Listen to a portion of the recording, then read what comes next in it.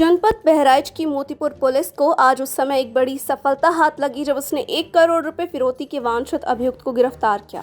अभियुक्त कानपुर देहात में अपहरण के मामले में 1 करोड़ रुपए फिरौती मांगने की मुकदमे में वांछित था। मोतीपुर पुलिस ने आज उसे अंजनपुरवा तिराहा करमोहना के पास से गिरफ्तार किया। अभियुक्त ज्योति प्रकाश सिंह जिला बक्सर बिहार का निवासी है, जो कि करमोहना थाना मोतीपुर में अस्थायी निवास बनाकर रह रहा था। अभियुक्त के पास से नाजायज चाकू समेत एक अदद चोरी की मोटरसाइकिल बरामद की गई है, जिस पर जाली नंबर प्लेट लगी हुई थी। पूछताछ के दौरान अभियुक्त ने स्वीकार किया है कि उसने सुशील तिवारी नामक एक तांत्रिक को, जो कि खंडवा मध्य प्रदेश का निवासी है, अपने साथियों की सहायता से अपहृत करके 1 करोड़ रुपए की फिरौती मांगी थी। अभियुक्त पर थाना अकबरपुर जनपद कानपुर देहात में मुकदमा दर्ज किया गया है, जिसमें वांछित चल रहा था। पुलिस द्वारा कानपुर देहात पुलिस को सूचना देकर अभियुक्त को रिमांड के लिए न्यायालय में भेजा गया है। देखिए बहराइच से शुभम मिश्रा की रिपोर्ट। जनपद बहराइच के थाना मोतीपुर के उप निरीक्षक अशोक कुमार, उप निरीक्षक रणवीर सिंह और हमरा आरक्षियों द्वारा एक अभियुक्त ज्योति प्रकाश सिंह पुत्र चंद्रदीप सिंह, स्थायी पता छोटका डी, थाना मुरार, जनपद बक्सर बिहार, को एक नाजायज चाकू और एक जाली नंबर लगी हुई मोटरसाइकिल के साथ गिरफ्तार किया गया है। ये अभियुक्त मोतीपुर के अंडहनपुरवा मजरे करमोहना में निवास कर रहा था। इससे पूछताछ हुई तो इसने बताया कि इसने अपने सह अपराधियों के साथ सुशील तिवारी नामक एक तांत्रिक, जो कि खंडवा मध्य प्रदेश के रहने वाले थे, का अपहरण करके 1 करोड़ फिरौती की मांग की थी। इस संबंध में जनपद कानपुर देहात के थाना अकबरपुर में 364A IPC का अभियोग भी पंजीकृत है। इस अभियुक्त को जुडिशियल रिमांड हेतु माननीय न्यायालय के समक्ष प्रस्तुत किया गया है और इस संबंध में कानपुर देहात पुलिस को भी इसकी गिरफ्तारी के संबंध में अवगत करा दिया गया है, ताकि वो लोग अपने स्तर से भी इसमें कार्रवाई करें।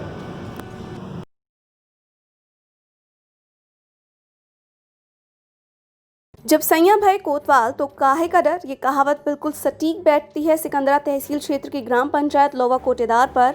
दरअसल पूरा मामला सिकंदरा तहसील क्षेत्र के लोगवा गांव का है, जहां पर कोटेदार के पुत्र की मनमर्जी से गरीब राशन कार्ड धारक नतमस्तक हैं।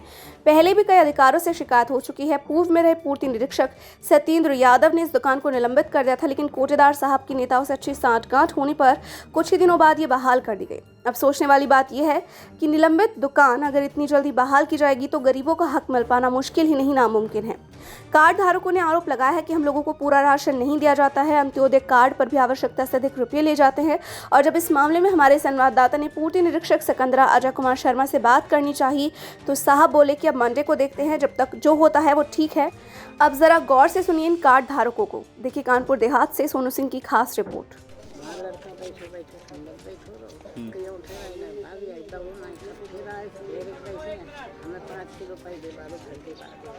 5 किलो पहले भी काट लिया था तुम्हारा। मैं तो वो नहीं तो मैं 5 किलो की दे दे उस बार तुम्हें राशन दिए ही नहीं गया था। क्या नाम है आपका? तिवारी। आप गल्ला लेने आए हैं, यहाँ पे कितना गल्ला मिलता है आपको? कितने यूनिट हैं?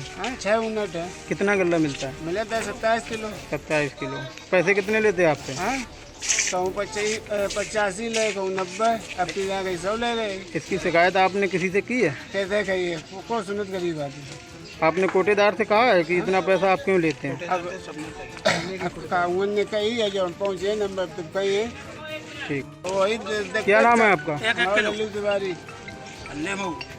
आप गल्ला लेने आए हैं, यहाँ पे कितना गल्ला मिलता है आपको? कितने यूनिट हैं? 6 यूनिट है। कितना गल्ला मिलता है? मिले 27 किलो। 27 किलो। पैसे कितने लेते हैं आपसे? कहूँ 85 ले, कहूँ 90, अब की गई 100 ले गए। इसकी शिकायत आपने किसी से की है? कैसे कही है, को सुनत गरीब आदमी। आपने कोटेदार से कहा है कि इतना पैसा आप क्यों लेते हैं? अब ने कही है, जो पहुँचे नंबर तो कही है। ठीक। क्या नाम है आपका? क्या नाम है आपका? आपको राशन कितना मिलता है? मेरे तो 35 किलो। कितना मिलता है? अब 2 किलो कम मान लो। 2 किलो परमानेंट कम मिलता है। हाँ। किस गांव के निवासी हैं आप? जोरवा। क्या नाम है कोटेदार का?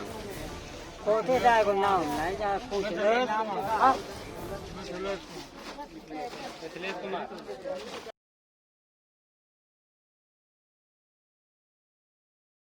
शाहजहांपुर में रविवार को जिले में होने वाली बीएड प्रवेश परीक्षा केंद्रों को सैनिटाइज कराकर सिटिंग प्लान तैयार कर परीक्षार्थियों की बैठाने की व्यवस्था दुरुस्त की गई। सभी केंद्रों पर कोरोना महामारी के चलते सामाजिक दूरी का पालन कराने के हिसाब से परीक्षार्थियों का सीटिंग प्लान तैयार किया गया है, जिसमें 2725 परीक्षार्थियों के लिए 6 केंद्र बनाए गए हैं।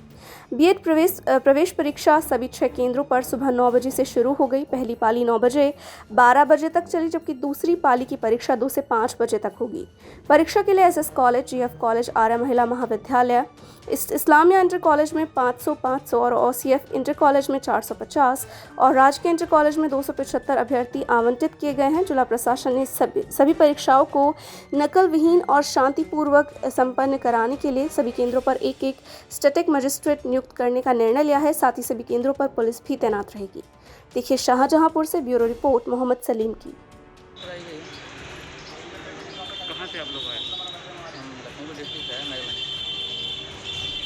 सैनिटाइजर वगैरह कराया गया कमरों में? बिल्कुल कराया गया। स्टूडेंट खुद लेके गए अपना सैनिटाइजर। लेके गए, प्रशासन द्वारा नहीं कराया गया? प्रशासन भी कराया, स्कूल डिपार्टमेंट कराया है, साथ में अपनी सुरक्षा के लिए स्टूडेंट भी ले गए। तो किस तरीके से परीक्षा जो है वो कराई जा रही है, क्या व्यवस्थाएं करी? परीक्षा प्रदेश सरकार की बहुत बड़ी चुनौती थी। एनसीईटी के नियमों के तहत इस परीक्षा का संचालन भी किया जाना था और कोरोना महामारी के कारण हमारे सामने विभिन्न प्रकार की संक्रमण की संबंधित सुविधाओं का रोकथाम भी किया जाना था। ये परीक्षा प्रदेश सरकार द्वारा आयोजित की जा रही है और पूरे संक्रमण की विधियों का इसके अंतर्गत ध्यान रखा गया है। सभी कॉलेज के अंतर्गत सभी सेंटर्स में शाहजहांपुर जनपद में 6 बनाए गए हैं। OCF inter college, Islamia inter college, government inter college, 3 महाविद्यालय, गांधी मैदान कॉलेज, आर्य महिला कॉलेज और कॉलेज विद्यालय बनाए गए हैं। कुल जनपद के अंतर्गत 2725 बच्चों का आवंटन किया गया है, जिसमें अब तक प्राप्त सूचना के अनुसार 90% के करीब लगभग उपस्थित प्रथम सत्र के अंतर्गत हुई है।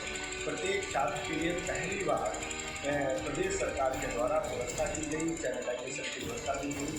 जो छात्र मास्क के साथ नहीं आ रहे थे उनको हर केंद्र पर मास्क उपलब्ध कराए गए।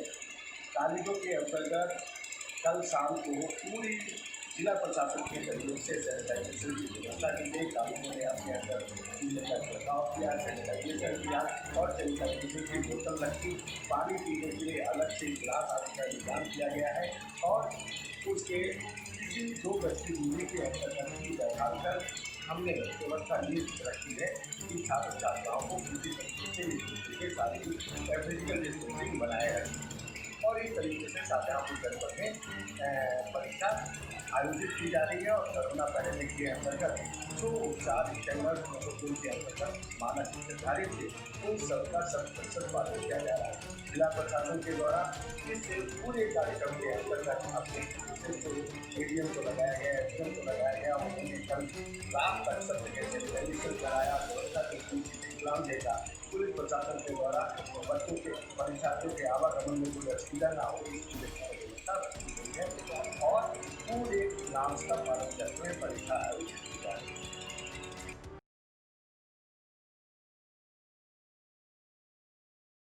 ताज़ा मामला उन्नाव जिले के बड़े चौराहे का है, जहां माननीय मुख्यमंत्री जी ने इस भयंकर महामारी के चलते जिम, बार और मॉल बंद करने के आदेश पारित किए थे। जहां उन्नाव जिलाधिकारी ने बढ़ती बीमारी के प्रकोप को मद्देनजर रखते हुए शनिवार और रविवार को नावबंदी के आदेश दिए थे, जहां उन्नाव में मॉल खुला पाया गया है।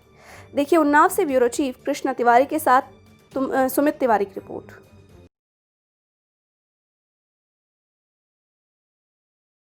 खबर चंदौली के अलीनगर थाना क्षेत्र से है, जहां नेशनल हाईवे पर सुबह 9 बजे के करीब NH2 पर खड़ी ट्रक में अनियंत्रित बोलेरो की जबरदस्त टक्कर से 3 लोग गंभीर रूप से घायल हो गए। वहीं 2 लोग की स्थिति ठीक बताई गई है। जानकारी के अनुसार कुल 5 लोग मोहनिया जिला कैमूर बिहार के निवासी अपनी निजी बोलेरो से बिहार की तरफ जा रहे थे। इसी बीच ड्राइवर ने अपना नियंत्रण खो दिया, जिससे खड़े ट्रक के पीछे से जबरदस्त टक्कर हो गई। टक्कर इतनी जबरदस्त थी कि आगे का पूरा बॉडी चिपक गया, जिसके बाद आनन फानन में पहुंची अलीनगर पुलिस घायलों को कमलापट्टी संयुक्त जिला अस्पताल चिकित्सालय ले गई, जहां दिनेश तिवारी, रीता देवी और एक अन्य घायल जो अपना नाम नहीं बता पा रहा है, इनको वाराणसी स्थित BHU हॉस्पिटल के लिए रेफर कर दिया गया। वहीं 2 अन्य घायल का इलाज चंदौली में चल रहा है। देखिए चंदौली से जावेद आलम की रिपोर्ट।